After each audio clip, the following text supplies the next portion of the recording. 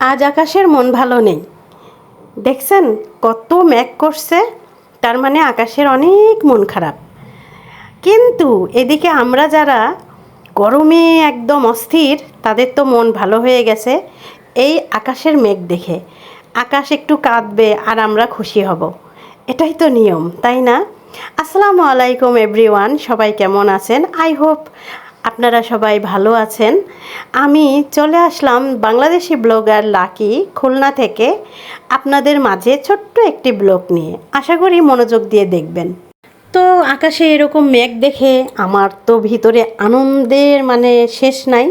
খুব আনন্দ হচ্ছে যে আজ বৃষ্টিটা আসবেই, কারণ খুলনাতে একটু কম বৃষ্টি হয়। সব জায়গায় বৃষ্টি হচ্ছে, খুলনাতে বৃষ্টি হচ্ছে না।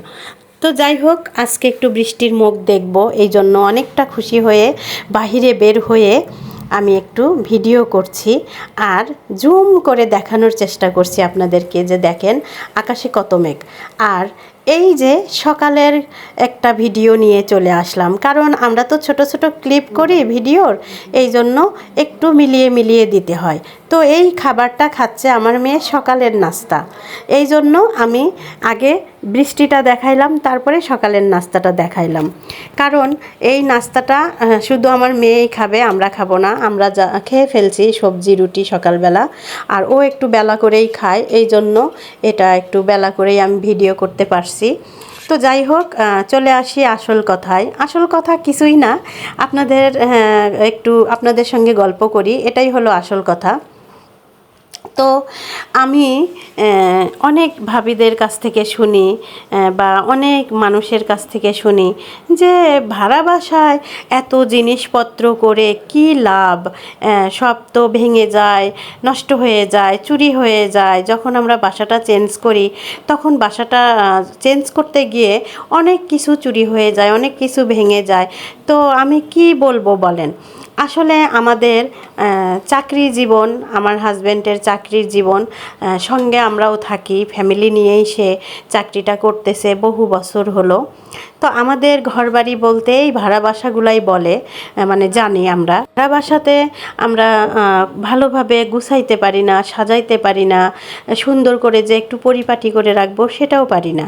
যাক, পরিপাটি করতে জিনিসের প্রয়োজন হয় না, তো আমি একটু পরিপাটি করে রাখার চেষ্টা করি। আর আমরা যখন আমাদের বাড়ি ঘর সম্পূর্ণ কমপ্লিট হবে, আমার হাজব্যান্ড রিটায়ার করে চলে যাবে, তখন আমাদের এমন বয়স হবে যে ঘর গোছানোর, ঘর সুন্দর করে পরিপাটি করে রাখার সেই হয়তো বা শক্তিটাই থাকবে না।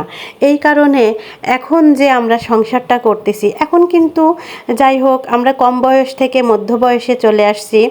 তো এখন যদি আমরা ঘরটা না গুছাই, বাসাটা সুন্দর পরিপাটি না করে রাখি, আর কবে করব?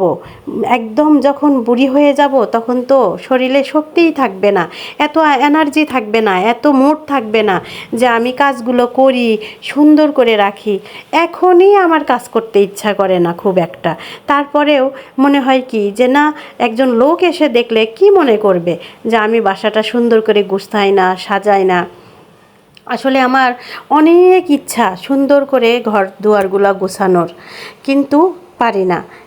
এই যে আমাদের বদলি হয়, একের পর এক বদলি চলে আসে। আজ এই জায়গা তো কাল আর এক জায়গা, কাল আর এক জায়গা তো আর এক দিন আর এক জায়গায়, এগুলা করেই আমাদের এই জীবনটা পার করে দিচ্ছি। তো চলে আসলাম, এই যে অলরেডি বৃষ্টি শুরু হয়ে গেছে। আমার হাজব্যান্ড বাজার থেকে ডিম আনছিল, সেগুলো আমি একটু সুন্দর করে একটা খাঁচার ভিতর থেকে আর একটা খাঁচায় রাখলাম। ওই খাঁচাগুলো আমার এত পছন্দ, ঝুড়ি, খাঁচা না তো ঝুড়ি, ওই ঝুড়িগুলো এত পছন্দ, তো আমি ডিম রাখলাম। কার কার ওই ঝুড়িগুলো পছন্দ অবশ্যই কমেন্টে জানাবেন, আর কমেন্টে না জানালেও কোনো আফসোস নাই। আমি জানি মহিলাদের এগুলা ছোট ছোট জিনিসগুলো খুব পছন্দ হয়। আর এই যে বৃষ্টির ভিতরে আমি কলার চিপস ভাজি করতেছি, আমরা বারান্দায় বসে বসে কলার চিপস খাইলাম আর বৃষ্টিটা উপভোগ করলাম। এটাই হলো আমাদের জীবন। আর আমরা প্রত্যেকটা মুহূর্ত এইভাবে এনজয় করতে পছন্দ করি। হাজব্যান্ড অফিস থেকে আসে, আমি সুন্দর সুন্দর নাস্তা বানিয়ে রাখবো, এটাই আমার আশা। তো যাই হোক, ভিডিওটা অনেক বড় হয়ে গেল। ধৈর্য সহকারে যারা আমার ভিডিওটা দেখছেন তাদেরকে অসংখ্য অসংখ্য ধন্যবাদ। তো আজকে এই পর্যন্তই রাখি, আল্লাহ হাফেজ।